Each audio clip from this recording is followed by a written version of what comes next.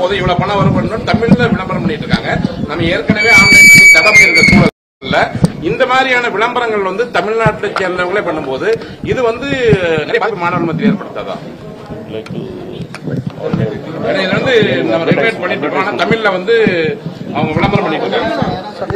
இப்போ rummy and poker பொறுத்தவரை இல்ல ஹைகோர்ட் சென்னை அது இப்போ ஒரு ஜட்மெண்ட் கொடுத்துருக்காங்க.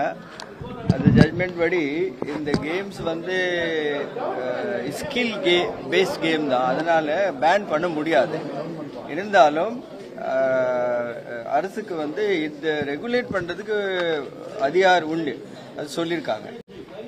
இது இந்த ஜட்மெண்ட் எகேன்ஸ்ட் நம்முடைய கவர்மெண்ட் SLP ஃபைல் பண்ணிருக்கு சுப்ரீம் கோர்ட்ல. ஏன்னா நம்முடைய கவர்மெண்டுடைய நோக்கம் என்னென்றால் போக்கர் அண்ட் ரம்மி ஃபுல்லா பேன் பண்ணாதான் நல்லது. ஆனா இப்போதைக்கு பேன் ஆகல because of the high court judgment. இந்த சூழல்ல இப்போ சில அட்வர்டைஸ்மெண்ட் வந்து நம்மளும் பார்த்துருக்கோம் ஆன்லைன்ல.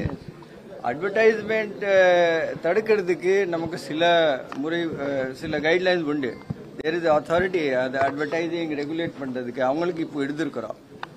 ஆக்சுவலா ஃபார் இர்ரெஸ்பான்சிபிள் அட்வர்டைசிங் ஒரு 2-3 கேஸ்ல நம்ம கேஸ் கூட ஃபைல் பண்ணியிருக்கோம்.